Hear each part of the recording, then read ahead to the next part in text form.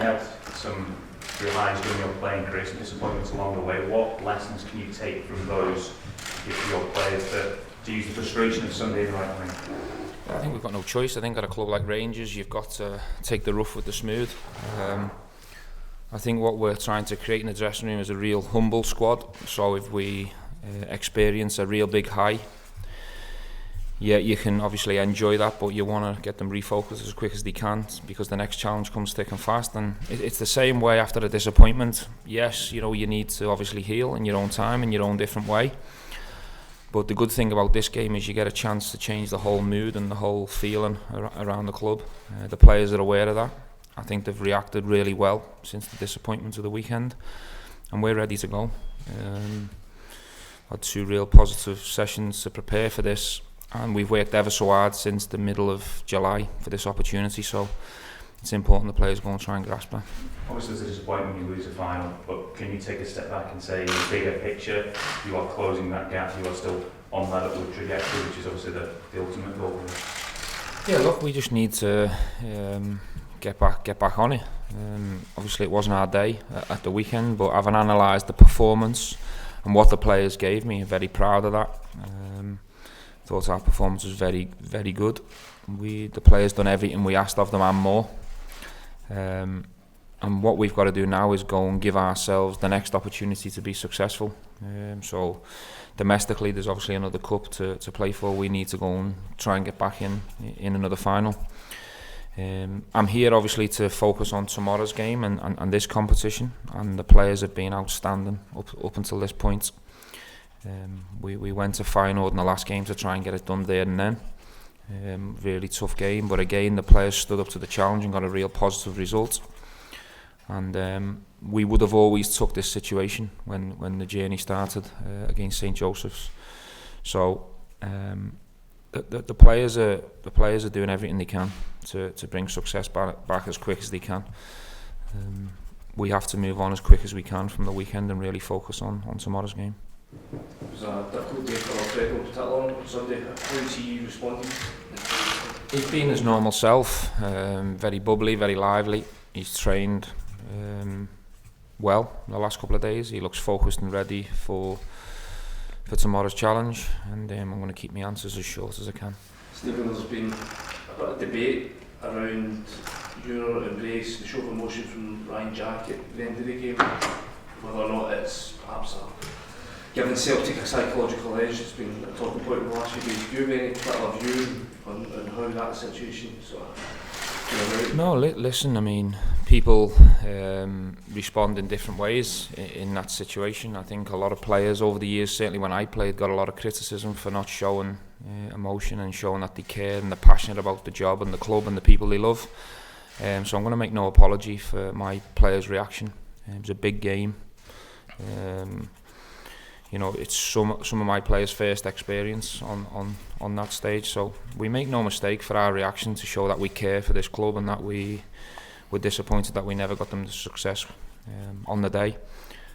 But in terms of psychological edges, I'm not really interested. All I'm interested in is that my players recover from it and we get ready to go again, and I'm sure they will tomorrow night. Stephen, there was some reports before last week's game that you were close to signing new deals, and reports subsequently that Steve Davis, Jermaine Defoe, Alan McGregor also close to signing new deals. Are you able to give them any update? I think Alan McGregor and Stephen Davis is imminent. That'll be very close. I think it'll probably be announced after tomorrow's game, but they're all agreed.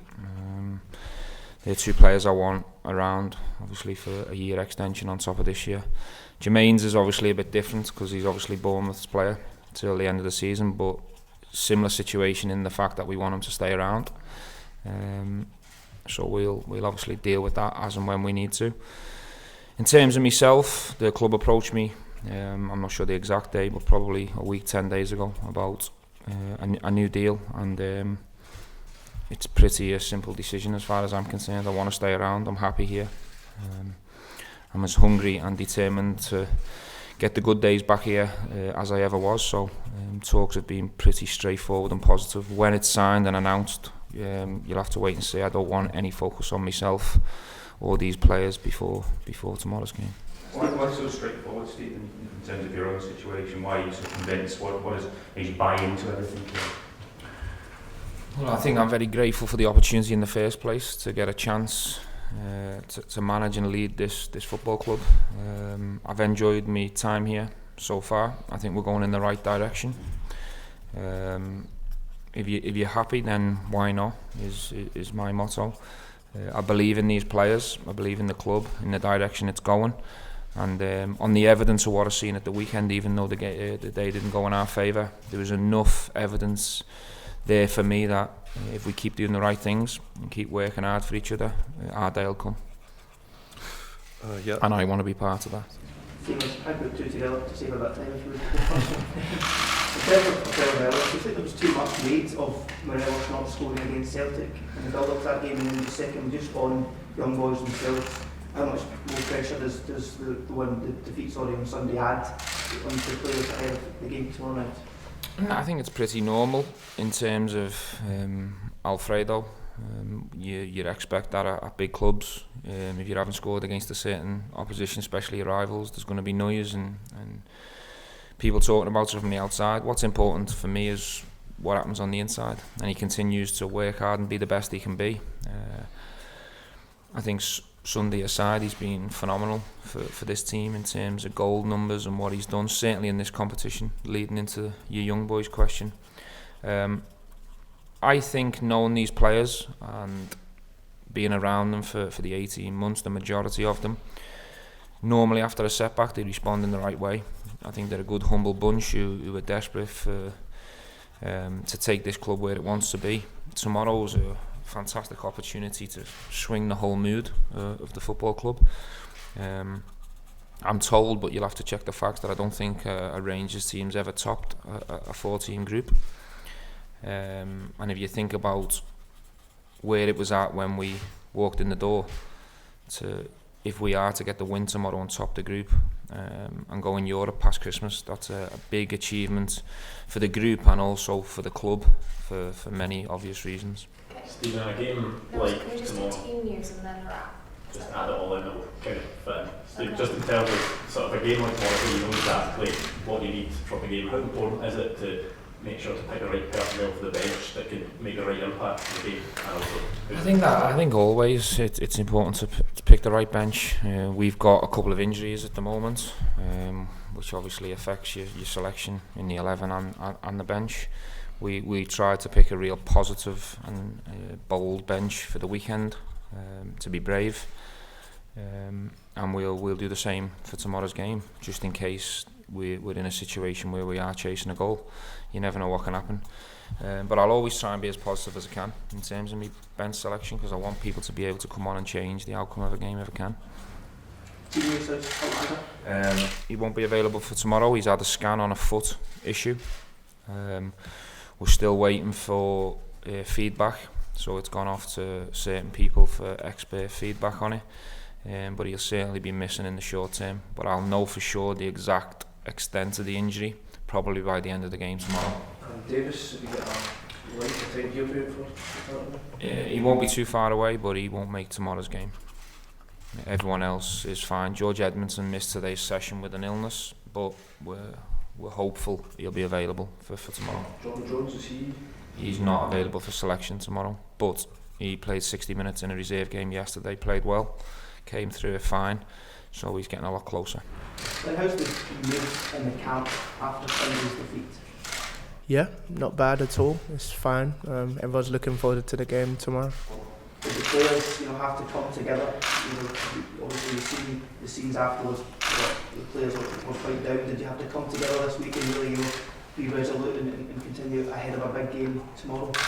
Yeah, like I said, everyone's really looking forward to the game tomorrow, and the camp's been really good. Training's been fine, and we're looking forward to a big game tomorrow. In terms of disappointment, where was that defeat in your career? Where did that rank?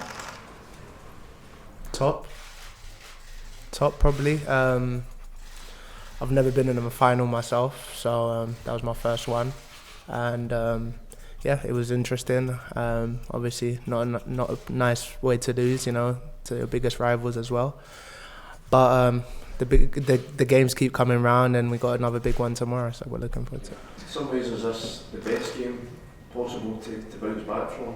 So much at stake, and gets the minds refocused really quickly after Sunday's disappointment. Yeah, definitely. The games keep coming round, and it's another big game, and a chance to top the group and get into the next 32. It's a massive achievement for the club. What has the manager done this week specifically to lift spirits and make sure the disappointment doesn't sort of affect performance going into Thursday?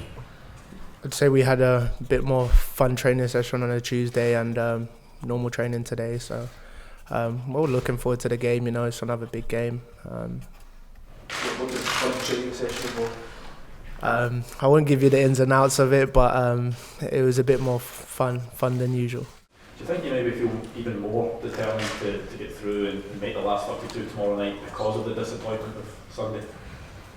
Yeah, it's a massive achievement if we can go through and even top the group. So it's a great chance for us to go there and do it. So tomorrow we're going attacking. So hopefully we can go out there and win the game. Glenn, you talk about topping the group. Do you get an extra incentive when you're watching the Champions League last night? You see teams like Inter Milan and Ajax drop down.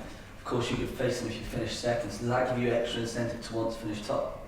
Yeah, definitely. You probably don't want to play the better teams and the teams that are dropping down from the Champions League. But it's a great incentive for us to go and win the group, and it's a great chance for us as well.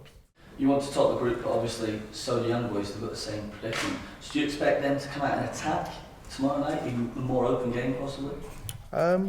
Probably, yeah. There'll probably be a bit more attacking than usual, or something we're prepared for, and we're looking forward to the game, and hopefully we can win it. When the manager's been and said he's close to signing a new deal to extend his time at Rangers, what does that do to the group, knowing he will be here for the long term? Yeah, great boost.